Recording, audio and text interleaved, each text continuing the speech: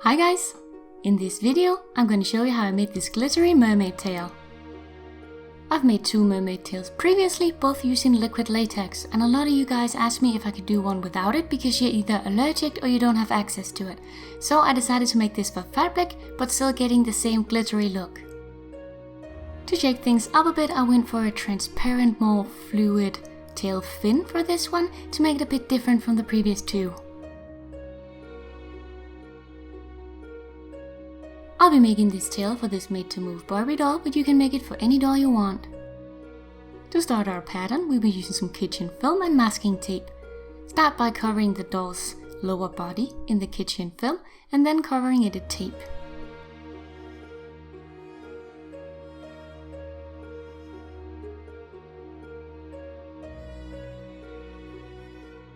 Once the doll is covered, you want to take a marker and draw a line down the back, which is where the tail is going to open, then a line down each side, and then also define the top edge.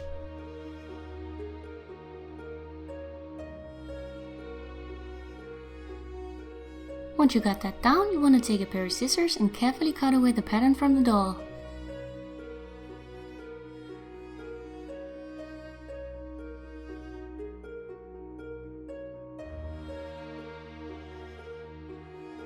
Once your pieces are cut, you want to lay them out flat and transfer them to paper.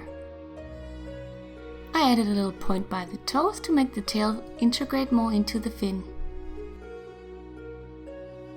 Now you want to choose your fabric. I just went for white canvas fabric since I didn't have a color that I wanted to use for my base, but if you have a color you like, just use that. Trace your pieces onto the fabric, cut them out, leaving room to sew. Now you want to place the two pieces right sides together and sew them down the side. However, leave the bottom piece open.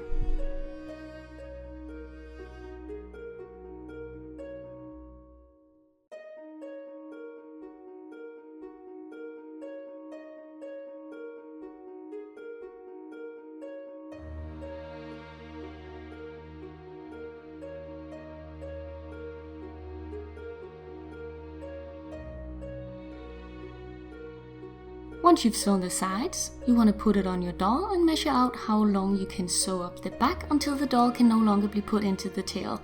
Once you figure out how much that is, you can sew that part shut.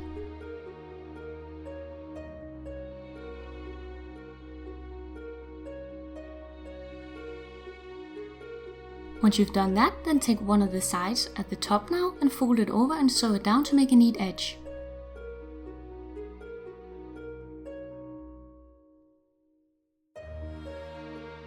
Then cut away any excess fabric at the sides to make sure it won't bulk on the inside of the tail. And this is what we have so far. Now you want to fold down the top edge of the tail and sew this in place as well for a nice neat edge. Then flip the whole tail right sides out and put it on your doll. Now you can close off the back for a snug fit using some small pieces of Velcro.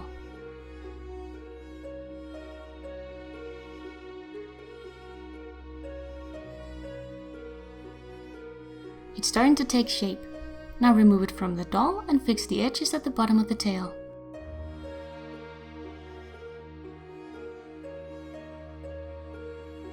And that's the basic finless tail. Now we're gonna add color. I used this shimmery blue mica powder, mixing it up with a bit of water and then brushing it on the tail. This only works because it's going to be covered in glue later, because otherwise it would keep rubbing off.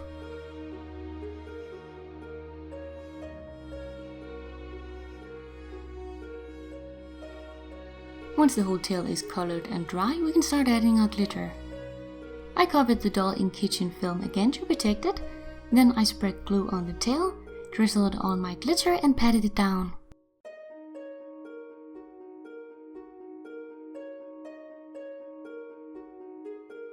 Do this all over the tail and this is how it looks. Next you want to seal the glitter in with another thin coat of glue, because otherwise it's just going to keep shedding everywhere.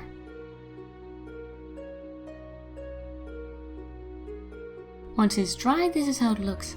I faded out the glitter a little bit around the Velcro so it wouldn't interfere, and now I can remove the tail from the doll.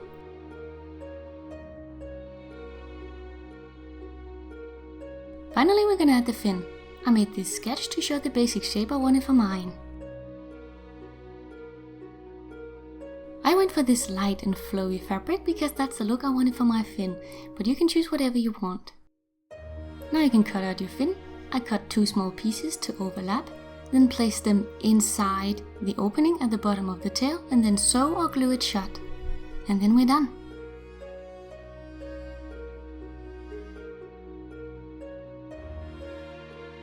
I really hope you guys enjoyed this alternative method to my mermaid tails and that you guys try it out.